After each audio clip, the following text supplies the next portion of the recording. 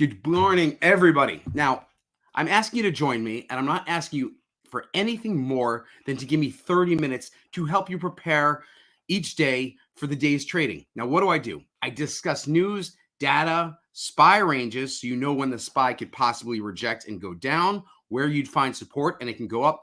And I give you my own trades, sharing through transparency, as well as lessons to improve your efficiency. So let's start it off.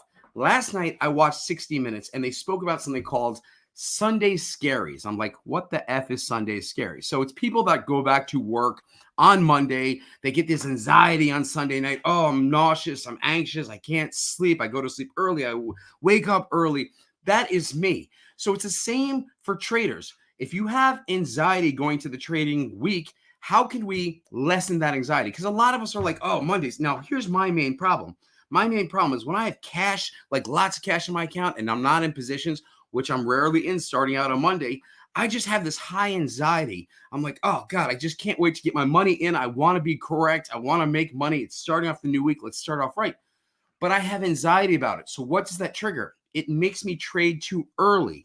It makes me jump into a trade before I'm really ready to enter. So how do we work past that? All right. I made a rule for myself. No trading before 10:30 a.m. most days. If I'm exiting a position, sure. But as long as I know that rule's intact, I don't have that same anxiety that I do waking up Monday morning. Oh, what am I going to look at? Oh, is it DraftKings? Is it Palantir? Is it Microsoft or Amazon? Next, know what your strategy is. For someone that has anxiety, if they're like, I don't even know if I'm going to play puts or calls, I don't know if I'm bullish or bearish in the market, that will lead to anxiety. Now, if you're a bull, you're saying, okay, when the market dips, I'm going to buy calls in whatever ETF or stock that I plan to. At least you have a game plan. If you're a bear, you're saying every time the market spikes, I'm going to go buy puts in this stock or ETF. You know your game plan, and that would allow you to look at ranges that you're looking to invest in. Because again, we're not just dropping money in the market. Okay, I'm a bear, I'm buying puts. No, you've got to find the right entry level. So how do you determine the right entry level? That's a great question, Matt. If I'm choosing to trade the SPY or any other stock will probably do, I like to look at dark pool levels. Dark pool levels tell me where there could be support on the SPY, meaning the SPY is dropping. Last couple of weeks, it was dropping to 408. We bounced 410. We bounced. Those were important dark pool levels. And then this is a key thing that I mentioned to myself and Discord last week. Be more selective. You're looking at a stock. Don't just jump in because you saw whatever it is, Bank of America dip or Ford dip, and you're positive Ford, or you heard somebody talking about Ford. Oh, that's the worst. You heard them saying, oh, they really like Ford. Well, Ford just dipped a point. I'm going to buy Ford because Joe Schmo likes Ford. No, be more selective. I'll give you an example of a good trade from last week. Palantir. I was bullish after earnings. The stock went from $9 to $10. I said to myself, it's going to pull back, and when it pulls back, I will get entry. So when Palantir pulled back to $9.38, $9.40, that's the reason I was there. That's the reason I got involved with calls. Now, again, I didn't secure 800, 900, 1100% where those options went to. I exited out way too soon, but I had great trading strategy on that one. Now, I'll give you an example of a bad trade. I was in US Steel and FCX. And yes, in US Steel, I made 188% on my option trade last week. FCX, I took a bit of a loss. Now, the reasoning was I was looking for metals to turn around. Steel, copper, aluminum, I was looking for because they've been extremely beat up. However, wrong strategy because I was trying to call the bottom. I was saying I see a bit of a turnaround. It's okay for me to get in there. Whereas it was already confirmed with Palantir because earnings came out. They were good. It pushed up to $10.20 before retracting. All right. With that said, let's finish that off. Let's get right into the markets today. Okay, what do I like to do? Data, news, headlines, things that will affect the market. So first, right, Meta was fined $1.3 billion for sending data from Europe over to the US. Okay, so Meta's probably down pre-market. Micron, MU, is falling over security review, prohibiting China National to buy Micron products. Okay. Oil is down on debt ceiling worries, okay? Yellen says June 1st is the deadline. I believe the actual deadline when we run out of money as a country is June 5th, okay? McCarthy says him and Biden spoke last night. Negotiators met for 2.5 hours. White House wants to keep spending flat. Republicans are looking for much deeper cuts. Biden wants to increase taxes. Republicans never want to increase taxes. Okay? So the debt ceiling is really your focus if you're following the market. Now, what could happen? All right? Debt ceiling gets passed. Okay? There are so many shorts in play in the market. Now, I hear people going, well, the market's going to go down before it bounces higher. Shit, we don't know that. This dude, the trading champ, he's like, hey, the market's going up or down. What an idiot. Of course it's going up or down. But my strategy is saying, okay, debt ceiling. If progress is made and we make an agreement for the debt ceiling, what's going to happen? Market's going to be bullish, right? Market's going to be bullish. So many short positions in the market leading up to debt ceiling talks, they might have to cover their short positions. So could we have a run this week following last week's run? And I will pull up the SPY and speak about ranges. So yeah, even though I am a bear, I'm like, shit, man, earnings estimates came down. That's why everybody beat earnings. 77% of companies beat earnings. Well, yeah, if earnings had stayed where they were a year ago, how many companies would have beat earnings? Yeah, probably like 21%, 22%. So I get that. Okay. What else did I want to talk about? I don't know. I have all that. Okay. Ranges of the SPY. Going to do that. Yes. Please ask questions on the side. If you want to talk about things. Okay. NVIDIA has earnings on Wednesdays. Expected numbers, 6.5 billion, right? Revenue, which is down over 21% year over year. Earnings per share, 92 cents per share, down 17% year over year. Yet it's trading at 136 times earnings. So I'm not telling you this because I'm a bear on NVIDIA or I'm a bull on NVIDIA, because I've heard price targets of 350. I've also heard about retraction back to 280 level. So, I'm going to keep my eye on NVIDIA. Here's what I'm talking about with TrendSpider. Hopefully you guys can see this, okay? So this is from TrendSpider, right? The Qs. Following month, he's talking about a 9% pullback. So even if we follow the same chart, understand that 9% pullback, we might rip higher before we pull back 9%. Or we could pull back 9%, the debt ceiling could have an agreement, and we could shoot right back up. So understand the volatility of the market. Okay, next, data.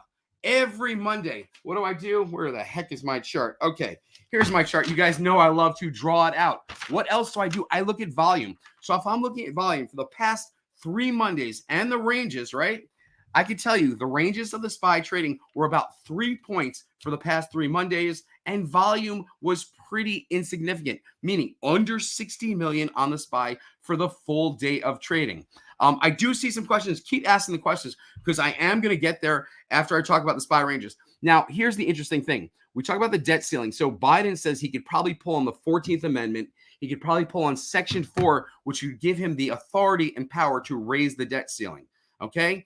But here's what would happen. If he does that, there will be so many objections, and that will be taken to court. And by the time he's actually allowed to raise the debt ceiling, if he goes that route, it would be 2 weeks, 3 weeks from now, and we would already be defaulting for a bunch of our payments. Okay? So that's not likely to happen. Section 14, Amendment 14, Section 4. What do we have on tap this week? Last bits of data this week. Service PMI, which is Tuesday. Manufacturing PMI, Tuesday. New home sales, Tuesday. You've got Fed minutes from the previous session on Wednesday. Speaking about the Fed minutes, understand Papa J. Powell, when he spoke on Friday, was more dovish. He was less aggressive. So that is why, or one of the reasons, you saw the markets rip higher. Okay. What else? Jobless claims Thursday. GDP for quarter 1 on Thursday. Pretty important. Core price index on Friday. So that'll be important. So Tuesday, no real information this week. We do have a bunch of Fed speakers. The White House came out the same way the Republican speaker, McCarthy, is putting the blame on Biden. The White House said, listen, if we don't reach a deal, the market's going to fall 45%.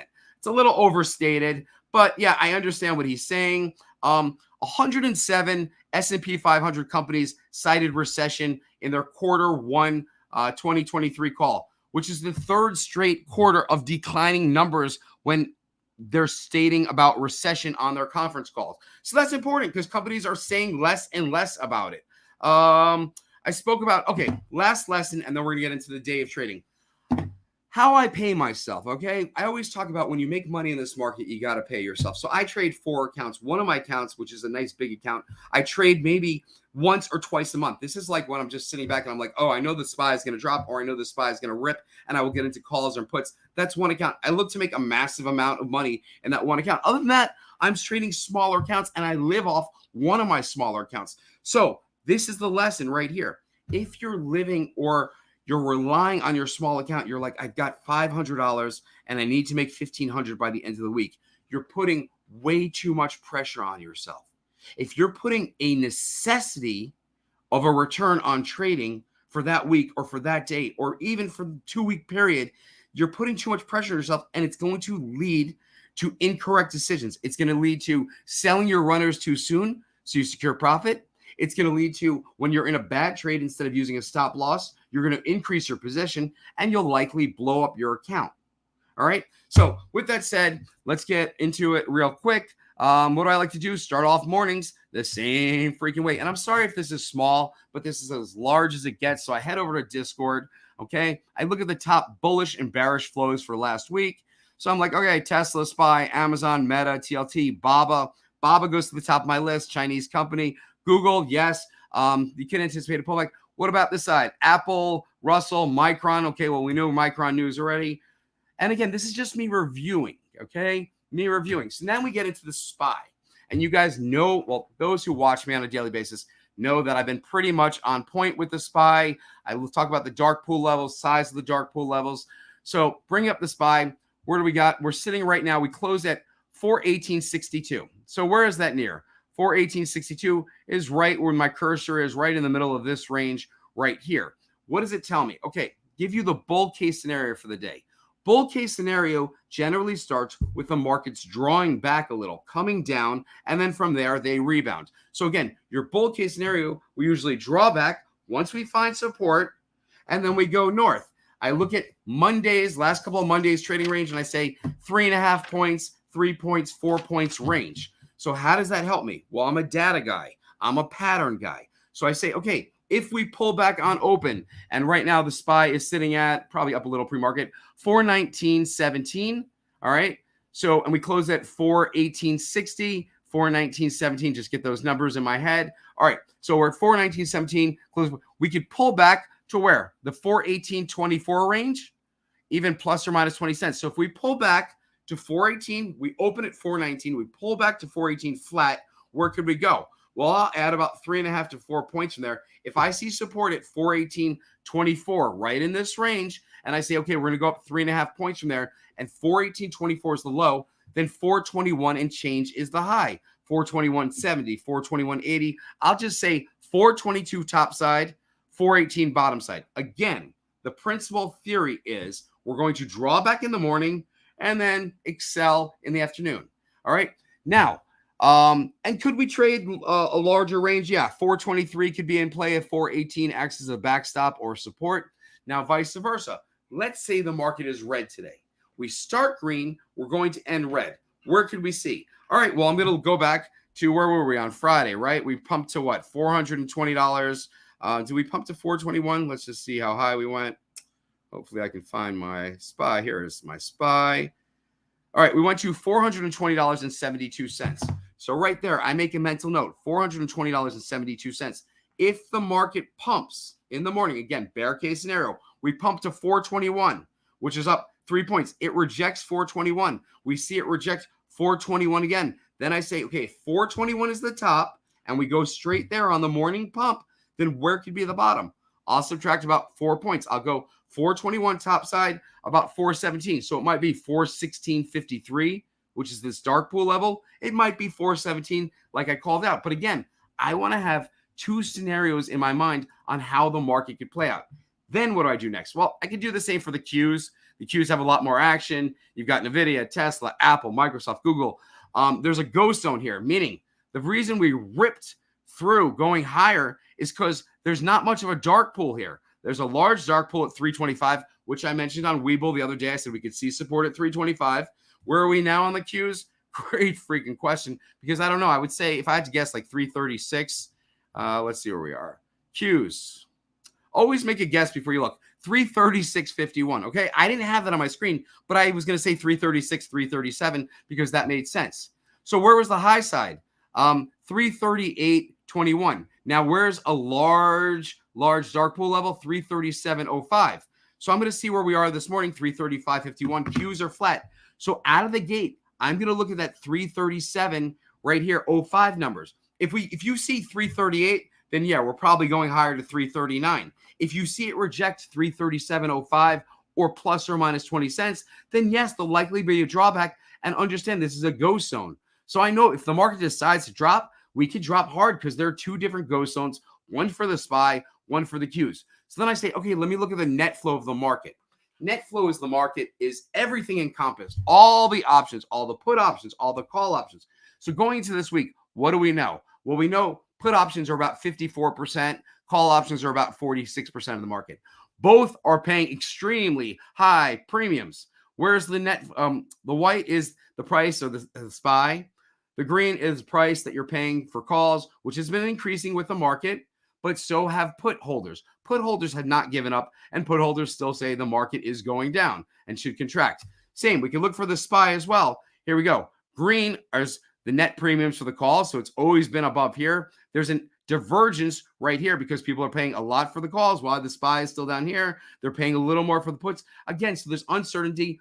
People that are buying puts, it could be hedges. People that are buying calls, not so much hedges, more bets. You're long the stop, and you're buying puts to cover your downside potential. So that's what I do. That's how I start each morning. What else do I like to do? Well, I like to look at the SPY specifically or directly. So let's pull that up, and then I will answer questions because you guys are here. I appreciate that. If you have questions about stocks, ETFs, options, your positions, the way you trade, the way you look at things, I share what I do to try and help you. All right, so we'll bring up the SPY real quick. Let me just add that to the stream. Sometimes I talk without adding it. All right, great. SPY. Let me work over to that chart. What do I like to do? Commercials, advertisements. Okay, I look over first the 4-hour chart, which takes me back to, I don't know, a couple of weeks. March 10th, March 11th, March 12th. Oh, a couple of weeks, a couple of months, actually. Sorry.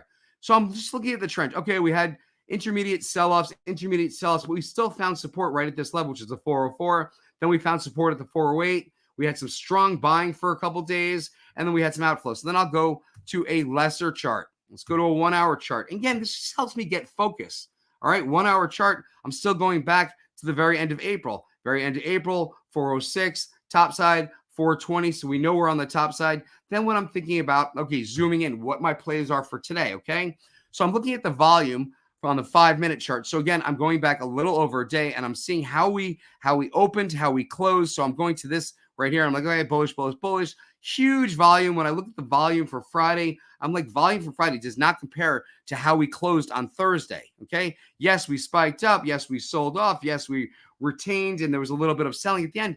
But if I look at the massive volume really kicked in right around the 415 level, and it really kicked in right here at 418. So if I was going to say, where is support in this market, right? I'm looking at this volume right here. So yes, I use the dark pool levels, okay? Dark pool level, closest level to 418, in case you want to write it down. Let's get there, right? It's 418.24, under that 416.53, higher than that about 420. So I'm going, okay, 418.24. That's kind of sticking out to me, plus or minus 20 cents. So again, 418. Why? Because I'm talking about this volume here, this volume, which exceeded probably all of Friday's volume. All right. So understand that I already mentioned why volume could be down. Now, again, debt ceiling talks today. If there is positive news, assume there's going to be a ton of short covering. A lot of people are short this market, so the market could pop. If you like what I do, thank you, Ellie. Thumbs up. Why? Because YouTube's all algorithms. I want to get my message out to everybody. I'm not charging you saying, yeah, pay me for this information. I'm here because I was on the side of the hedge funds years ago. Then I quit trading. Then I started trading again. And I'm like, people just say the wrong things on Webull, moomoo, Twitter. And then you have all these newer people, 21, 22, 23 years old, telling you how to trade, mentoring you. Well, shit, they don't really have any life experience when it comes to trading. So yes, some of them are very good, but they also have big bankrolls. All right, so let me put down my chart. Let's get to some questions. See if we can help everybody. And we go back to the earlier people. So yes, good morning. What's the play today? I can't miss out again. So the way I teach is lessons. I give you direction of the market. I give you two strategies. All right. Your bear case scenarios, we're spiking to 421. We're going to reject that. You see 417. So I don't like to trade till at least 10:30. You're anxious because you're like, what's the play for today? If I gave you a crystal ball and I was like, boom, this is going up, it's going to drop and then rocket up, I wish I could do that. But what I want to do is give you strategy. So when you see the patterns playing out, like I'm talking again, bearish day, we're going to reject 420, 421, and then we're going to shoot down 3 or 4 points. So if you see us reject 420 and you see it reject twice, double top, right? Double top, you see volume picking up, then you could say, I could take some puts. Now, please make sure you're using a cash account so you can do a day trade. Now, let's say we drop out of the gate. We hit 419, 60, and then all of a sudden we're right down. Sell off, sell off, sell off. Find support right at 418, like I said. Well, if I find support at 418, even if it's 10 a.m., then I could definitely get into a few calls. Again, a few. 1, 2, 3. What's the problem with getting into too many calls? You're going to blow up your account. You get in saying it's going to be bullish. We dropped to 418. Matt said we'd find support. We found support. We bumped to 419, and then it drops to 416. Well, I'm in for 3 calls. Let's say I'm down a couple $100. I could average down. I could sell as we're dropping. I could re-enter. If you can't use as many day trades, right, because you're on Robinhood or you're using a margin account, then you have to change that to cash. Okay, next question. The little pump on SPX and then down all the way today. Again, gave you both scenarios.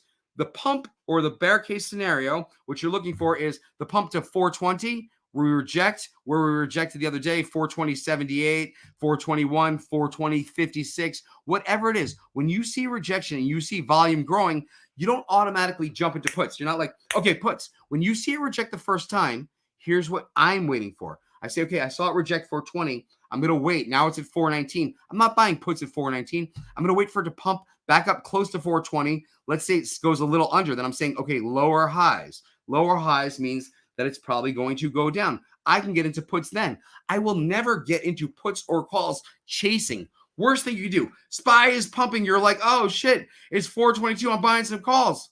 Then it comes back to 420, and then it finishes at 422. Well, great. If you want to be bullish, you got to wait for the drawback to 420 before you can get into calls. All right. But thank you for joining me today. I appreciate the questions. Any questions you want to make, please ask. I'm seeing a bunch of new faces and names. So good morning, Matt. Give me something good for a small account. I blew mine up last week by selling too soon and then not selling. Yeah, that's the flaw we all have, right? We're in a good, first off, understand what you did, Dusty. Review your trade and say, why did I sell too soon? Okay, I was over leveraged. I had a $500 account and all 500 dollars of options were in Plantier calls. And I was like, I better secure my 27% profit, even though it went up 1,100%. Okay. That was when one of my small accounts, I'm like, I don't want to blow this shit up. And I give out Palantir on my Discord, on our Discord. So I don't want to blow up people's accounts. So I'm like, hey, it's okay to be safe. So in other words, you should go back to bed. Yeah. Listen, it's not a bad idea to take off in the morning. What do I like to do in the morning? Well, recently I started going to the gym. I started doing some treadmill or some exercises or some weights. And yeah, it doesn't show at all. But the point is, if I'm there, then I don't have to watch the market from 9:30 to 10 a.m. because it's fluctuating like that. And I know the only thing I'm going to do if I'm watching the market, and this is me, from 9:30 to 10 a.m. is I'm going to have preconceived notions. I'm going to be like, oh shit, the market's up. Oh, it's going to sell from there. I'm going to buy calls. Oh, I'm too early. Screwed myself. So, all right, small account. What would I be looking for on a small account? Let's do it so you don't blow up your account. I'm looking for high volume trades. So I'm looking for something like Alibaba. Okay, we saw Alibaba push up. We saw a huge sell-off. So what do you see? If you see the green, you're seeing about inflow, which means they're paying the ask. So you got 3, 6, 9, 10 out of the last 13 trading days. They are buying Alibaba with a purpose. So I want to find stocks, if I'm going to buy calls, that are in demand. Now, I mentioned U.S. Steel, Cleveland Cliffs, gold, something like that. Just because I think metals are going to rebound, you have to see the demand. So again, Alibaba, top of my watch list. Oh, I have Rivian, top of my watch list. Why? Because Rivian spiked off earnings, then came back similar to Palantir. I think Rivian, if we have a bullish week and we have short covering in the market, could ride up to 15. Am I going to share that with anybody else? Probably not. It's a little risky. I'm not saying Rivian's going to 15 because it could definitely drop to 14. So if I saw, drop to 13. What am I in actually? Bank of America. The only trade I carried over the weekend were Bank of America calls. Why? Because I watch the smaller banks, and here's Bank of America, and I see 1, 2, 3, 4, 5, 6 6 out of the last 11 trading days. No, that's not an overabundance of buying. But when I look back at Bank of America, where did it fall from grace? 34. It fell to 27. It's at 28. I found support at 29 and 30 on its way down for a couple days. So I say it should really build up to at least 29 or 30 this week. I look at the smaller banks, WAL, PacWest, PACW. Let's remember, those banks were going to go belly up, bankrupt. Okay, so again, as long as banks are doing okay, that's where I want to be. Bank of America, I think it's a piece of shit bank, but I like it. Okay.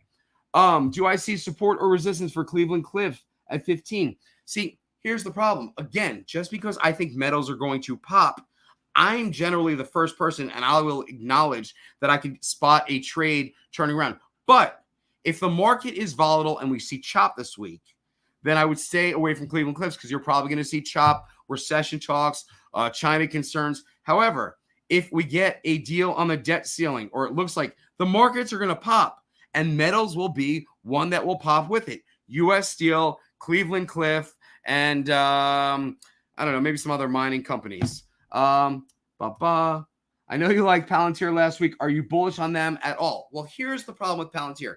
Last week, Palantir had 2 times the average volume.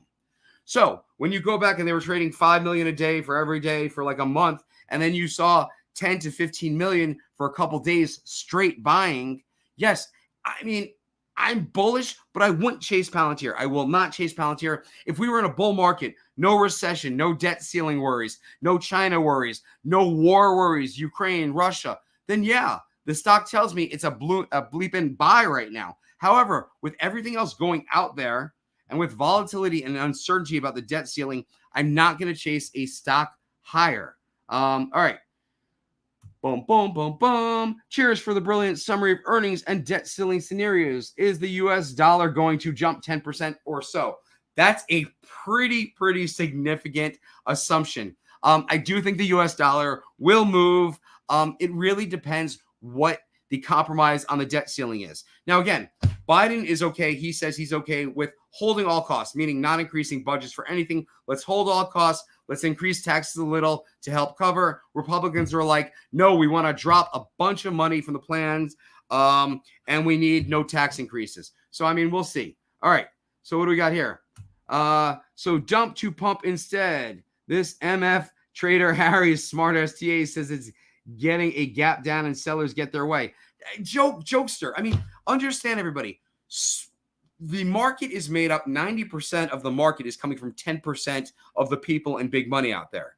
So when big money decides the market's going higher and they are going to keep buying the market, and again, there's $5.3 trillion on the sidelines, it's not like, hey, we're going to fuck the retail trader. We're going to pump the market only to shit on you and dump it on you. Now, there are some stocks that will pump and be manipulated. I shot a video, one of my first videos on YouTube, where I spoke about how I used to manipulate stocks when I worked for some of these hedges and big banks. I was told in the morning, here, you have this amount of money. You want to short these stocks. If you need to, you'll buy call options, giving you the right to buy stock so I can short it again. So there are different scenarios that'll play out. If you guys like that, just watch the whole video. Good morning, of course. Thoughts on Baba? I already mentioned that if I was going to be a bullish any Chinese stocks, it could be Alibaba. Again, we saw Baba spike to 102 before it dropped all the way back to $83. So at $83, if it found support, and I told you we saw inflow of what? 8 out of the last 10 days. All right, NVIDIA has earnings this week. I mentioned NVIDIA earnings. Now, again, I'm not telling you I'm a bull or bear on NVIDIA, but I'm going to tell you what the expectations are for NVIDIA. Let me just find it. All right. I started off. Expected numbers, revenue, $6.5 billion, which is a great number, but it's down 21.5% year over year. Earnings per share, 92 cents per share, down 17% year over year. Currently trading at 136 times earnings, okay? Puts or calls today, again, too early to decide. You could actually probably play puts and calls today. Again, they'd have to be a day trade, but your puts, where would you buy puts? SPY rejects 422, 421. You see it rejects 2 times or 3 times, double top, triple top. Yes, it's time for puts. Okay, simple as that. You find the market drops and we find support at 418, and then it tries to rebound and it drops again, but you see the same level of support at 418. That tells you at 418 you can get into calls again. So it's too early to decide, but I love that you're being vocal. I love that you're saying your thoughts, making your questions, because it leads to more interaction, more conversation. If you like what I'm doing, again, hit that like. Same dude, loves to talk. So yeah, that was, I think I need to confirm my otherwise overall. Need to see it reject a few times. Yeah. So anybody, don't just jump on a bandwagon, or don't just listen to people from Twitter that are like, yeah, I got in this. Because what do people from Twitter like to do? Again, I'll mention this trading champ guy because he's a trading chump, but he'll get into a stock or an option on play on the SPY, and he'll be like, yeah, got in at 72 cents. He sold at 77 cents. He made $7 per trade. The trade went as high as $1.28, and he'll tout like, hey, man, this thing went to $1.28. Sorry, Carlos, I do see you. I really don't care. He's a scumbag. Hit the head on the ceiling or bounce off the floor maybe a few times. All right, so we got the same kind of thought process. Anybody else is welcome. No worries coming late. Okay, bank scare. With the bank scare, are crypto stocks a good hedge? Crypto is going to follow the market. All right, we've seen it go on for a number of weeks now. NASDAQ worries, crypto goes down. NASDAQ going higher. Crypto bounced to 30, came back to 26.8. Obviously, if we're maybe 14% from all-time highs in the market, crypto is far away from all-time highs. So yes. Okay, what's up, Kumar? Hey, man. Thoughts on Snow and what is that? Palo Alto Network, right? So I don't really follow those. We do have some members that are very familiar, loves to talk about Snow. All right, so when I look at Snow, I've got the 3-month chart, but let's look at the 1-month chart on Snow, okay? So maybe y'all can see Snow, 176. What am I seeing, okay? So we're seeing inflow, consolidation. So if Snow does pull back, where could it pull back to? Again, it just spiked from what? 168, 172 to 184. The fact that it pulled back to 176 makes me think that it could actually, if Snow's an outflow day, it could easily pull back to 172 later today. If it's going to bounce higher and you're going out a week or two and you're bullish the market and you think a debt ceiling deal will be done, then it's likely Snow, whenever that debt ceiling gets done, Snow is going to bounce ahead of that 184. The fact that we're at 176, we're in no man's land. Outflow could go down to 172. All right, debt ceiling talks positive, and there's actually a deal that is made later this week, then you're going to see Snow above 184, which it peaked out, 2-3 days ago. I'll be the next Dr. Michael Burry one of these days. Yeah. So let's just everybody understand, we're going for base hits. The way you could blow up your account is when you're going for that 1,000% return. Hey, I'm going to buy these. They're only $10 an option. I'm going to sell them for $1 an option. You buy them for $10 an option. The shit goes down. Now they're worth $2 an option. There's no coming back. You're at 100%. Now your account's at 20%. You had 1,000. Now you're at 200. Now what do you say to yourself? Those same options are worth 200. You're like, hey, man, I'm just going to hold on to these. It's only $200. I don't care. I was looking for it to go to the point is you're just going to throw away your money. So please, cautious trading, use the ranges, use the dark pool levels. I've shown you clearly how to use them. If you don't have access to dark pool levels, I always mention you could join our Discord. You could find some free levels. I'm sure if you Google it, probably from some Twitter accounts, would you know to trust them? I don't know. I like to see real live timing. So as it happens, I want to know what big money is doing. That is why I'm so appreciative to be part of the SOC family. I'm going to shoot my Discord pre-market video with some specific things that I'm looking at today, and I'll talk to you guys later. Thanks for joining me. Have a great day. Please join me tomorrow.